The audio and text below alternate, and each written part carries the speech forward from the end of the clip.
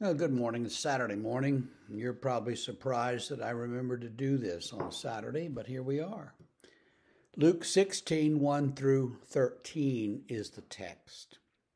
Jesus said to the disciples, "There was a rich man who had a manager, and charges were brought to him that this man was wasting his possessions.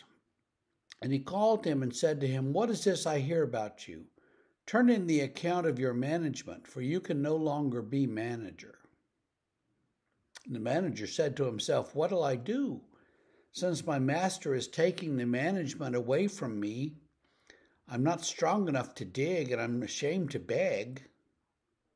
I've decided what to do so that when I'm removed from management, people may receive me into their houses.' So summoning his master's debtors one by one, he said to the first, 'How much do you owe my master?' And he said, 100 measures of oil. He said to him, 'Take your bill and write down 50. Then he said to another, 'How much do you owe?' 100 measures of wheat. He said, 'Take your bill and write 80. And the master commended the dishonest manager for his shrewdness. For the sons of this world are more shrewd in dealing with their own generation than the sons of light. And I tell you, make friends for yourselves by means of unrighteous wealth, so that when it fails, they may receive you into the eternal dwellings.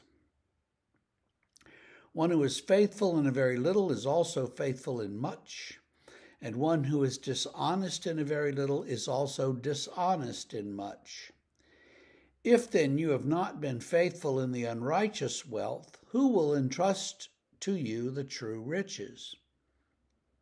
And if you have not been faithful in what is another's, who will give you that which is your own?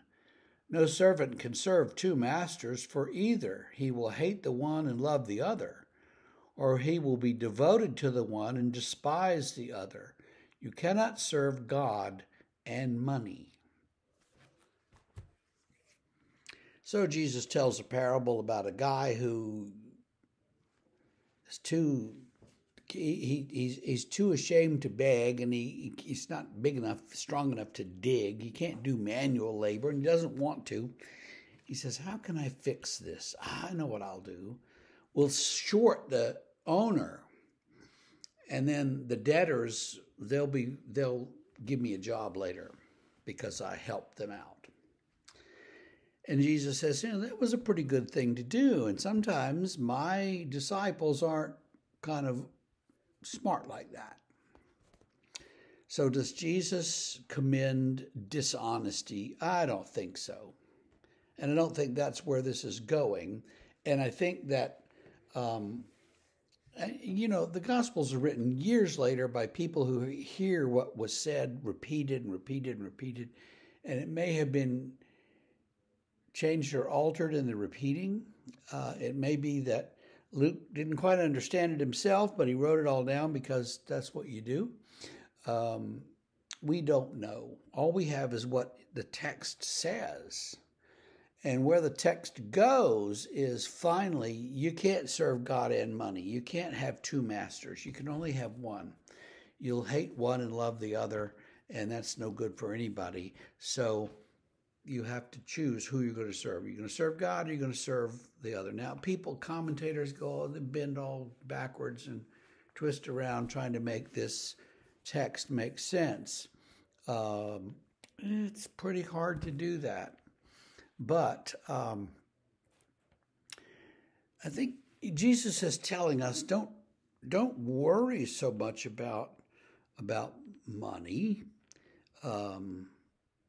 You have your savings, but that could be decimated by all kinds of things, inflation or a war, or the stock market goes wild and collapses. Who knows? All these things could seriously affect our savings. And the things that we rely on. And so all of a sudden we'd be left without anything. Well, not everybody can be so rich that they don't have to worry about money. So that means because we're all in that situation. We're all going to be looking out for, what happens to the economy, and we're all going to be concerned about it and paying attention to it.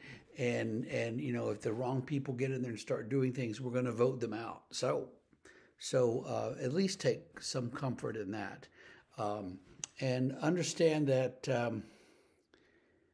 ultimately, someone said if we if we lose all we have and we go hungry, God's going to bring us to heaven. We're going to have 1 billion years to enjoy all the wealth and all our needs met. So don't worry so much about it.